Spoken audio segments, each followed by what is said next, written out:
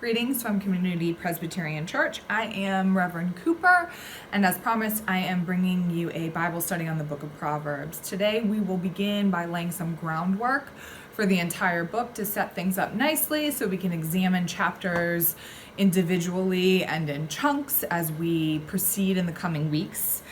And then we'll dive into chapters 1 through 3 today. I'll close with some questions, and I would invite you to respond to me by email or phone with your thoughts so that this can be more of a dialogue instead of just a one-way discussion. Some introductory information. Typically, authorship is ascribed to King Solomon, who ascended to the throne in 970 BCE. Actually, it's understood now that temple scribes were the ones who recorded the text. Editorial composition is thought now to have been done between the 5th and 3rd century BCE. That's clearly much more recent than 970 BCE, and there's a lot more to be said about the editorial composition of the book and the dating of the text, when chapters 10 through 30 were recorded versus the narratival portions 1 through 9 and 31 that were thought to be later added on to that section. But just some stuff for those of you who are interested in historically dating texts. Moving on though to main concepts. Obviously, the book intends to teach wisdom. That much is pretty straightforward. There is a corollary to that, which is avoiding folly. In the book, there are multiple synonyms for the term folly. You'll hear simple, sinful, unrighteous, etc., etc., etc. We'll talk more about that shortly. But initially, there's a twofold purpose: to teach wisdom and avoid folly. The third one that I think is pretty interesting is that wisdom is thought to be a moral code, and it's taught as such. So it's more than just an intellectual pursuit, according to the book of Proverbs. It is, in fact, a behavioral pursuit. As such, then, one is supposed to behave according to wisdom, so that one might live it out. One might follow the path of wisdom, which is coupled with righteousness. And alternatively, like one would attempt to avoid folly, one would also then steer clear of the path to ruin, the path of unrighteousness and folly. Some underlying theology is going on here, as it would in any book of the Bible. Since wisdom is more than an intellectual pursuit, and it is in fact an active behavioral pursuit, the paths of wisdom and folly come coupled with consequences. Consequences aren't just good or bad, but they are religiously good or bad in this book given to us in the good word. Those who are thought to be wise are also thought to be righteous. So wisdom is coupled with righteousness. And alternatively, folly is coupled with sinfulness. So there's a sort of moral layer added to these ascriptions of either being wise or simple. You're also then righteous or unrighteous. Those titles then are also earned primarily through experience. I personally find that interesting as a former student of philosophy. Wisdom, as defined biblically, at least pertaining to the book of Proverbs, is not thought to have been gained a priori. It's a posteriori. And so it's not something that you can just study and conclude. It's something that must be lived and earned through experience. And so, again, it's a posteriori. It is gained through experience. Learnedness is not the heart of wisdom. It doesn't matter how smart you are to be wise, according to the book of Proverbs. It matters how well you practice any sort of wisdom and morality. And should you do that well, then you would be considered wise. A note on righteousness, since that's coupled with wisdom, and folly is coupled with unrighteousness. Obviously, this is an important term for the book of Proverbs. As we understand righteousness today, I think it's often conflated with or confused with the term piety. We sort of use them interchangeably. If one is righteous, one is also pious. But for the Hebrews and in Israelite tradition, the term righteousness had a specific meaning, and that meant that one had a communal ethos. And Walter Brueggemann writes in Reverberations of Faith a little more clearly what exactly that means. So I'll share with you a quote on his excerpt from Righteousness. He says, "For purposes of theological interpretation, understanding righteousness in the context of covenant, wherein every covenant member is obligated to love God and love neighbor, is a useful approach. Most importantly, righteousness is an ethical term used to mark people who live generatively in the community in order to sustain and enhance the community's well-being. The righteous person is characteristically one who invests in the community, showing special attentiveness to the poor and the needy." We today have different terms for folks in Israelite times that might have been termed righteous. We might call them social justice oriented, or folks invested in mission, folks who are really attuned to being the church in the world, things of that nature. There's so many ways that we might describe that differently, and so I thought it would be important to share with you the context within which this book is using that term. A little bit more about wisdom in Israelite tradition. You know, we were talking a little bit earlier about how wisdom is more than just an intellectual pursuit. And this further defines the way that Israelite culture approached wisdom. First of all, it's more practical than covenantal. So much of what we get in scripture is about God's relationship, his covenantal relationship in specific with us as his creatures and his beloved creatures at that. But what we get here in this book is something that's a bit of a departure from that covenantal sort of language or structure, if you will. We're getting really practical wisdom. And again, we're going to borrow from Brueggemann as he talks about wisdom and defines it. He says, wisdom teaching contains almost nothing of salvation miracles or covenantal commandments, only the slow, steady pondering of the gifts and demands of lived life. These wisdom materials in Israel closely parallel non-Israelite wisdom teaching and are in part borrowed from elsewhere. Wisdom theology represents a most urbane pursuit of truth that for the most part lacks the primitive particularity of Israelite faith. These teachings are as close as Israel comes to what later became scientific reflection and what came to be called material theology. The wisdom materials are most valuable for culture exchanges concerning science and religion. That is, wisdom literature asks about what works, what risks may be run, what realities can be trusted, and where the practice of human choice, human freedom, and human responsibility can be exercised.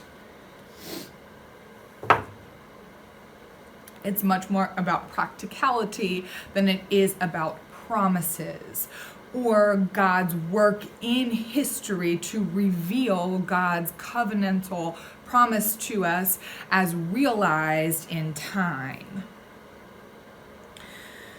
Now, Another piece of this is that God's will is then hidden in the fabric of those practical teachings. These aren't just social orders that we're supposed to sort of soak up from lived experience.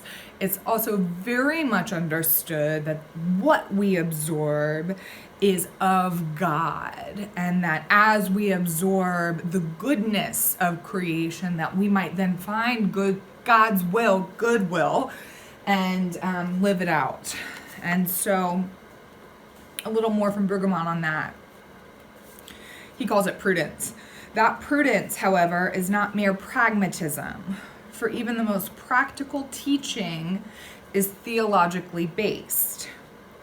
This pragmatic theological perspective that insists on hidden, theologically authorized givens seeks to counter the propensity of fools who believe that life is completely open and pliable, available for managing or manipulation according to one's whim. Such fools who carelessly or arrogantly engage in such willful conduct characteristically bring destruction upon themselves and trouble upon the community, because the hidden shape of reality will not yield to such autonomy. Precisely in the face of such human capacity and ingenuity does the wisdom tradition, in understated ways, assert the boundaries of God's given life against excessive self-assertion.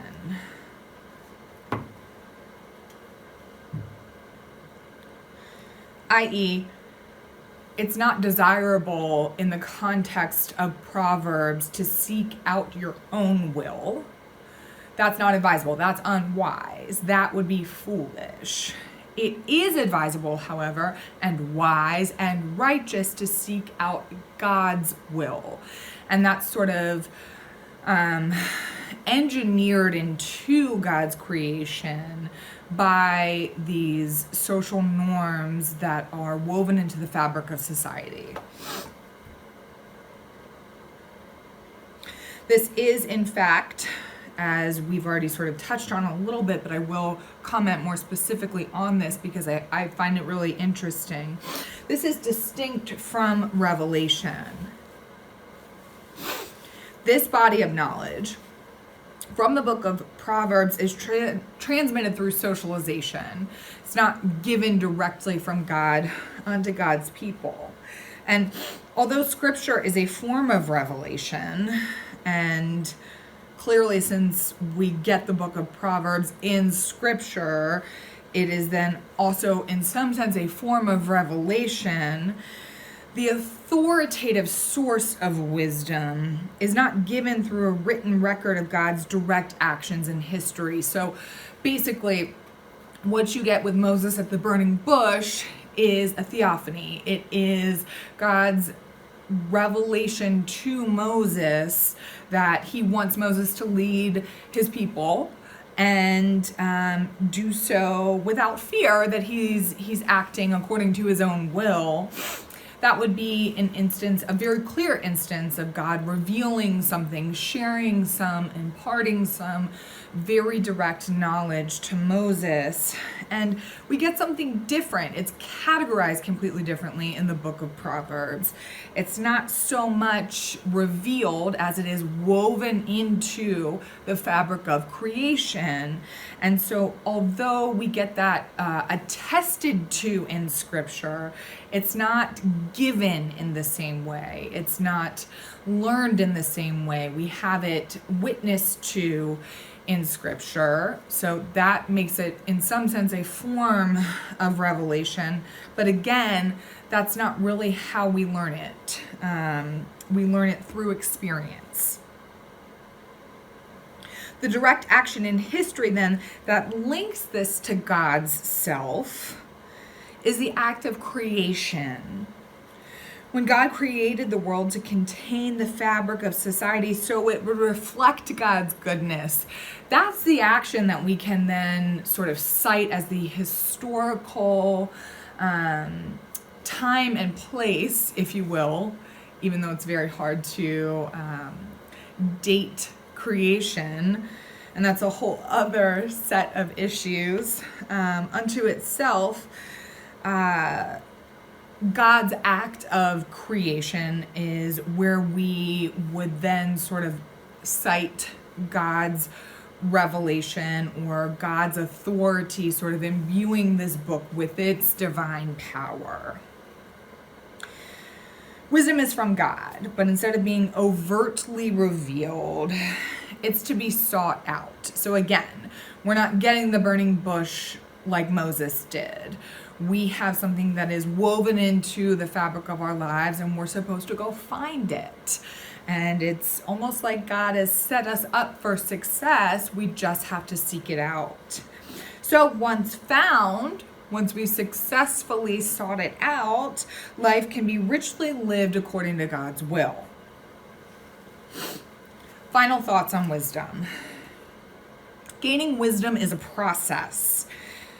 In some respects, it's a constant search for betterment of self. And I think this is really interesting because it's not so different from our modern concept of self-actualization. And I just can't get past how interesting it is to relate the ancient Hebrews' way of thinking about being wise and righteous, how similar that then is to what we uphold still today. Just a note about wisdom books. Proverbs is a part of a larger biblical corpus called wisdom literature. It includes the other books that you are familiar with, Ecclesiastes, Job, Song of Songs, and each have their own distinct interpretation on how wisdom functions in Hebrew culture. And although we talked about how wisdom was generally sought or thought to be operating in the Hebraic worldview, they all have their own distinct iterations of how that then played out. So in the book of Proverbs, you'll see that it's the definition is more of a fixed moral fabric, and some of the other books would challenge that. So I don't want you to think that just because this is how the book of Proverbs interprets wisdom, that is a complete sense of the Hebraic worldview of wisdom. You'd have to read the entire biblical corpus on it in order to be able to speak to that.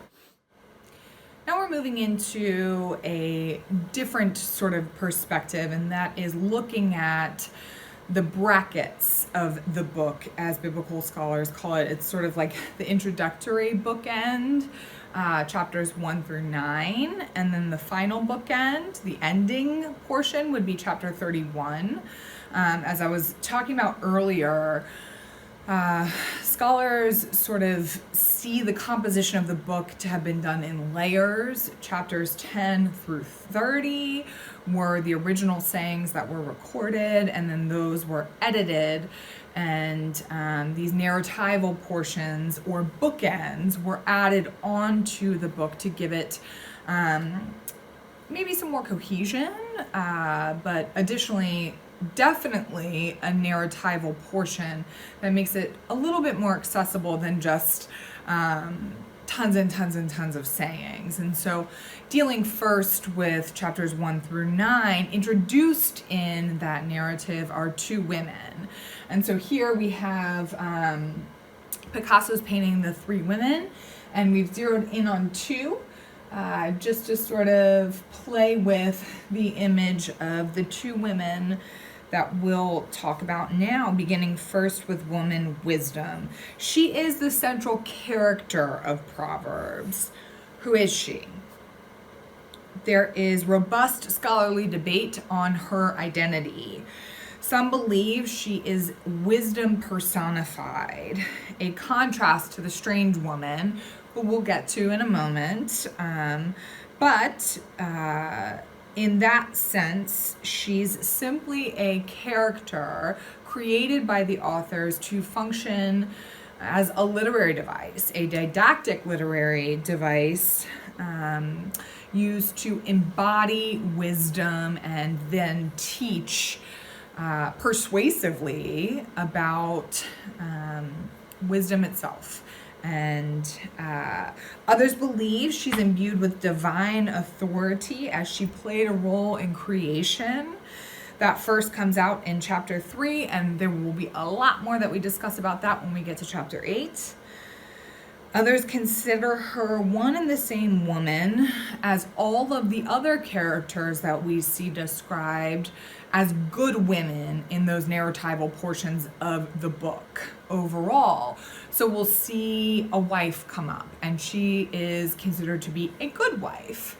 And some argue that woman wisdom is not just a woman of wisdom, but then she's also the wife, and she is the list of characters that are subsumed under what would define a good woman overall.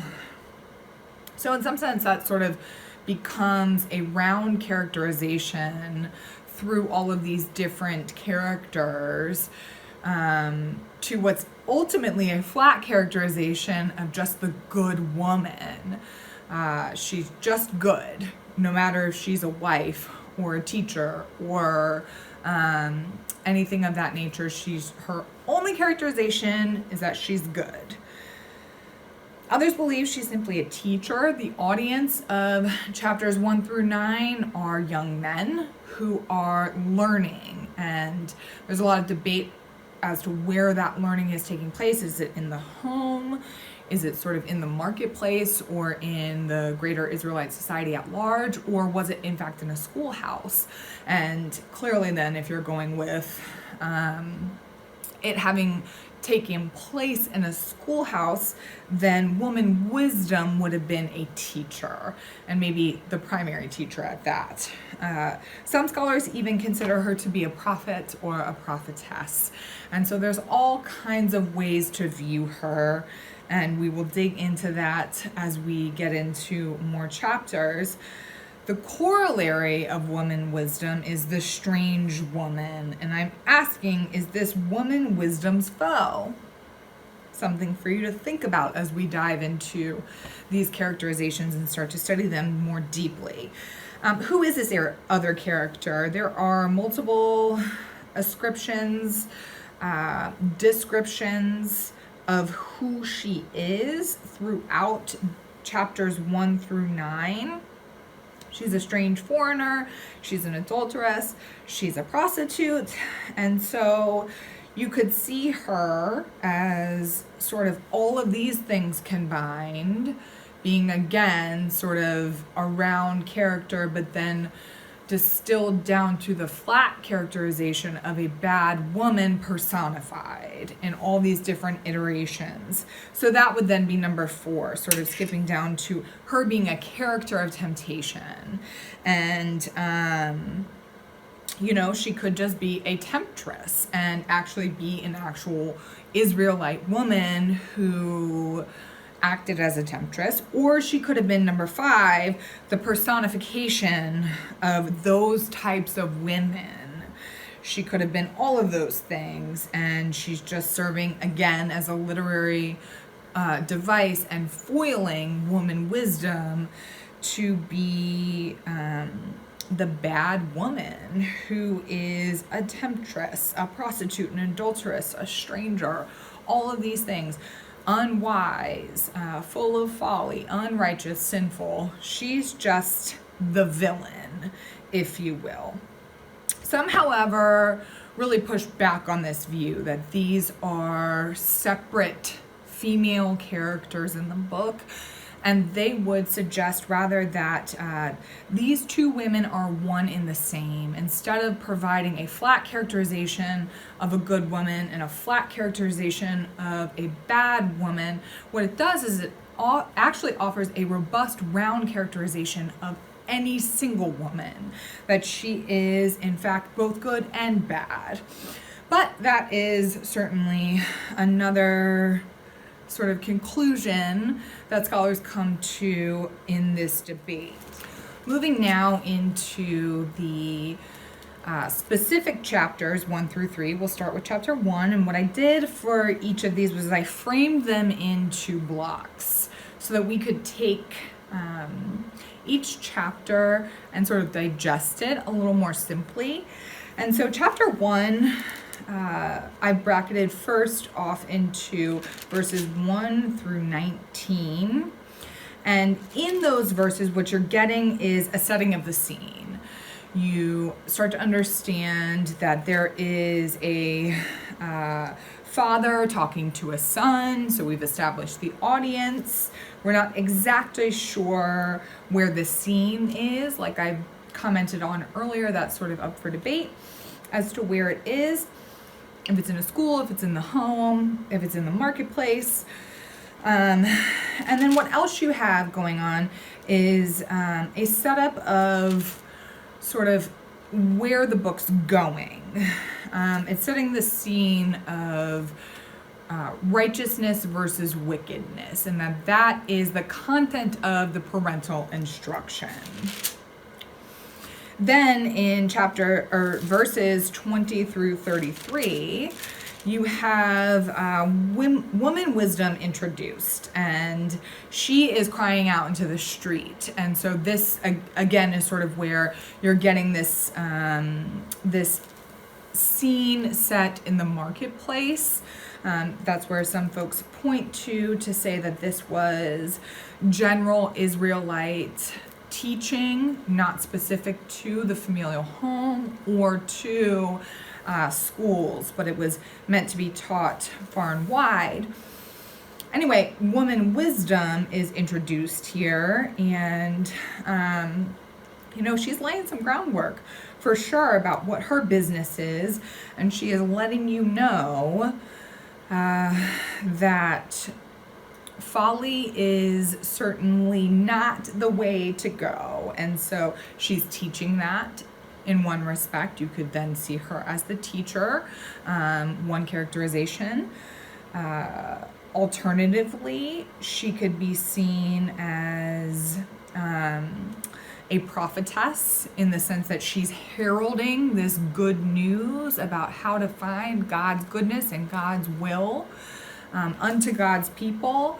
And then also you could see her much more metaphorically functioning, not in a specific street by any distinct location, if you will, in Israel, but just that she's crying out unto the Israelite people as a sort of female figure, how to heed the advice that is going to be given by the father to the son. Moving into a couple specific verses, one of the most famous verses from this introductory chapter is 1:7. A and B being the first part of the verse versus the second part of the verse. So 1:7a is, the fear of the Lord is the beginning of knowledge. And I want to play a little bit with this concept of fear of the Lord. Fear in Hebrew has a more robust meaning than how we might understand it today. It can also mean reverence towards God, and in this sense, it can mean piety. So I find that to be very interesting. What it's then saying is that essentially piety, righteousness, is the beginning of knowledge. Now that is interchangeable with fear, in a sense that we understand it today, the feeling of being afraid, because this quote really helps to sum it up. Obedience to the precepts of righteousness may begin from a childlike fear of punishment, but eventually matures into adult moral conscience. Which is to say that you may begin your path to piety by being afraid of consequences of being impious or unrighteous, but eventually it's no longer the fear of the negative consequences that will influence you. It's out of actual reverence for God that you would continue to observe piety. Or pious ways of being. And it's really saying here that it is, in some sense, it is that feeling of being afraid of punishment that can set you on that path towards righteousness. That's one way of reading it. An alternative way of reading it is just substituting the synonym for the Hebraic term fear, which is to say that piety is the beginning of knowledge. And so there are a couple of ways of reading that really famous scripture, so I wanted to offer that. Also, clearly in verse 1:8, we get the audience. And as we discussed just a moment ago, that's explicitly called out as a father to a son. The father would be the narrator, the speaker, and the son would be the audience. It's not necessarily one specific Hebrew father. It would be fathers, and then there would be multiple sons. And that's considered to be the standard narrator for the book. And so when you're reading along, you'll see where it sort of breaks between woman wisdom speaking and then the father resuming speech. But a note on that is that it's not always just a father. Sometimes that father sort of morphs into a generic parental figure. And there are times in which mothers are also alluded to. And so there's not a strict sort of adherence to this being a father speaking to a son. There's some sense in which that's brought into just a parental figure. And it's from that sort of character or narrator who's speaking into sons' lives that we would then set this in a family home. Also, verses 12 and 15, like Sheol, let us swallow them alive and whole, like those who go down to the pit. And then, my child, do not walk in their way. Keep your foot from their paths, for their feet run to evil, and they hurry to shed blood.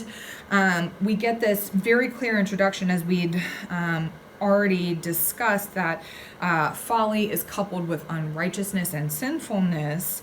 But here it's also saying clearly that the path of unrighteousness leads to Sheol, which is the place of the dead.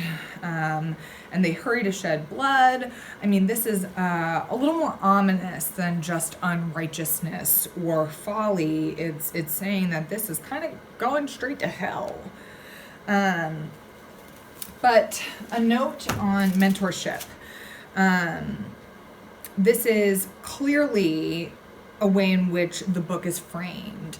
There's a narrator who is speaking to an audience that's younger. And so seeking out the wisdom of elders is a long-standing Christian tradition.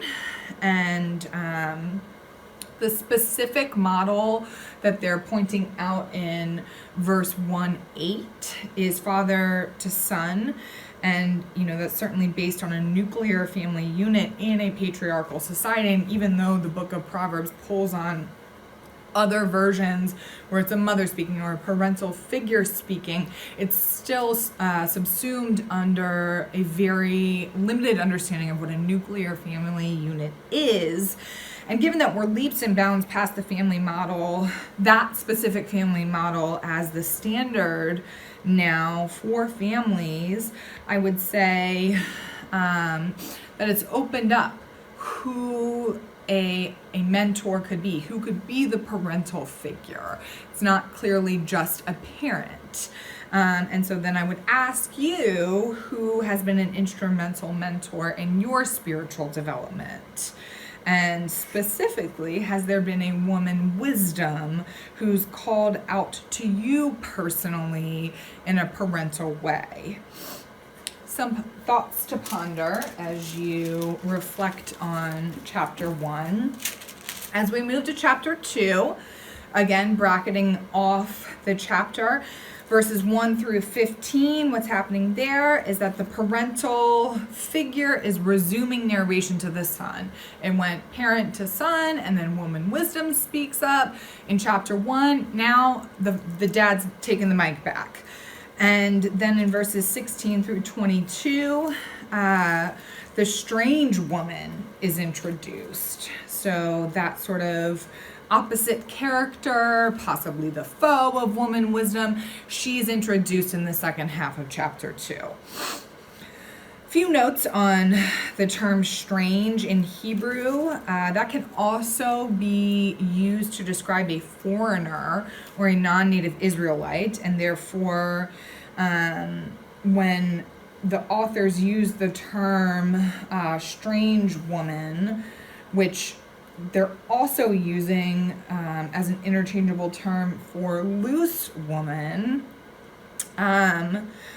they're possibly talking about a woman who is from a non-Israelite religion. And so in here, it says, "You will be saved from the loose woman, from the adulteress with her smooth words, who forsakes the partner of her youth and forgets her sacred covenant."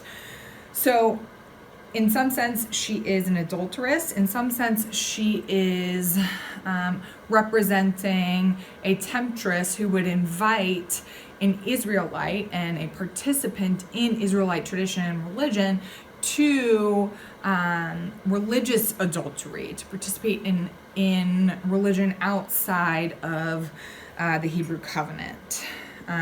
So it's not necessarily an extramarital affair, although you could read it that way. You could read it to be quite clearly, just more literal, but it can certainly also be figurative. And then verse 2:5 is saying, "You will understand the fear of the Lord and find the knowledge of God." So this is supposed to be coupled with 1:7. The beginning of wisdom starts with the fear of the Lord. Well, when you find it, you'll understand the fear of the Lord and find the knowledge of God. So I just think that in examining 1:7, you've also got to look at 2:5 to understand it more fully.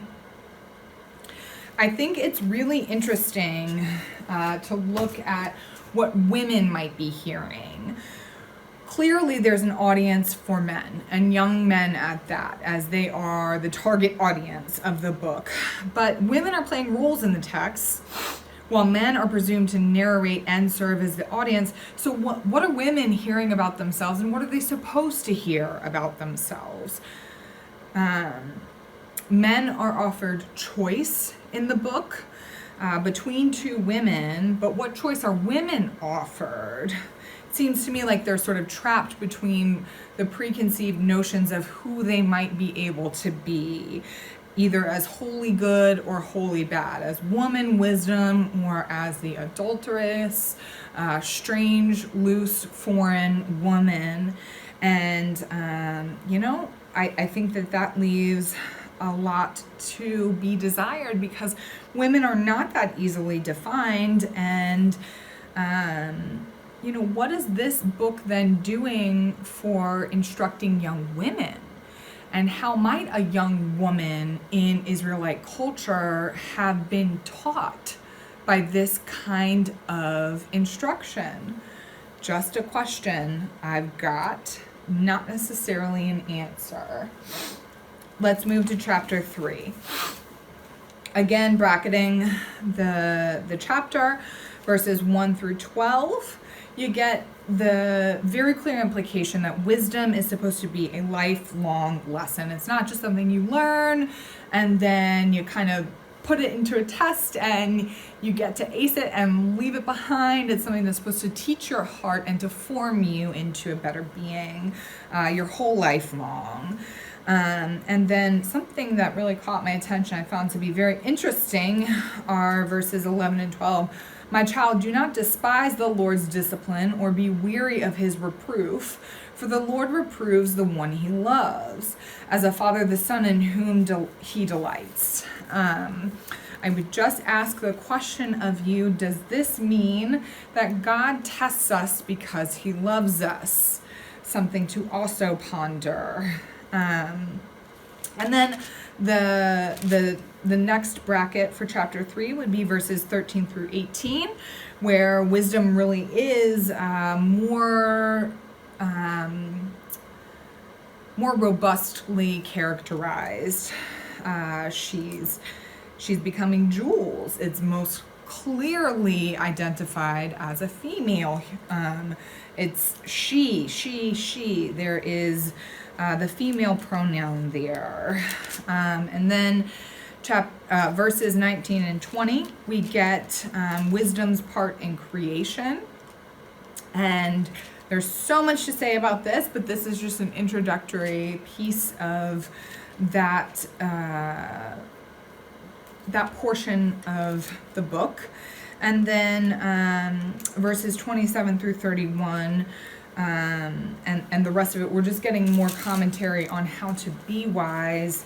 And 27 through 31 in specific, we're getting literal commands of what we're supposed to do. And so there's lots going on here.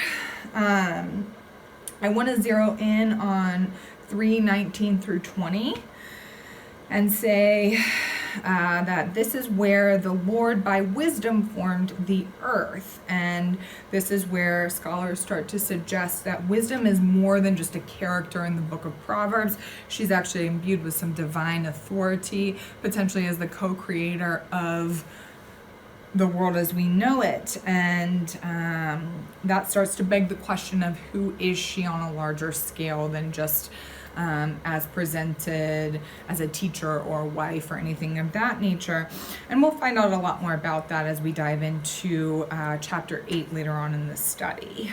After looking at some of those distinct passages, I'd like to note that body language is strong throughout these chapters. And you'll notice that throughout the rest of our study, there's a lot of references to ears, hands, feet, all of these body parts. And there's an underlying worldview about embodiment at play here. Hebrew culture upheld a more holistic view of human existence that didn't separate the body from the mind, or as we see so often taking place in New Testament scriptures, particularly in the Pauline corpus, the distinction between spirit and flesh. In the Hebrew understanding of embodiment, the two were intertwined. And so a lot of what's happening in the book is that the father speaking to the son, the parental figure speaking to the child, is speaking to the whole being of the youth, and understanding that wisdom is not just an intellectual pursuit, it's a pursuit of the entire being, the entire body. So I will now leave you, after hitting you with all kinds of stuff, with some closing questions. First of all, why do you think that the authors chose women as characters to examine? Lots of things you could say to that. I am interested to hear what you personally have to say. 2, fear and punishment play major roles in these chapters. What does that say to you theologically? 3, do you think the path to wisdom and righteousness is filled with grace? And 4, what has your experience been in finding wisdom in God's creation? Knowing that you are not likely going to remember each of these questions as I've presented them, nor a lot of this that's been presented here today, what I will do is convert this to a PDF so that it can be emailed to all of you, and that will be included in the study today.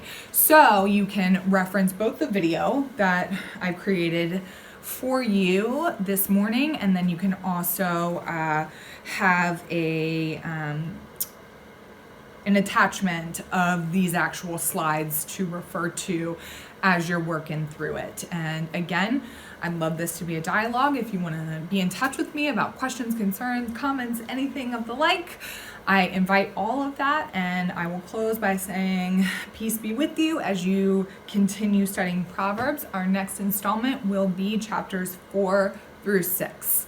And I look forward to exploring that in more depth with you next week.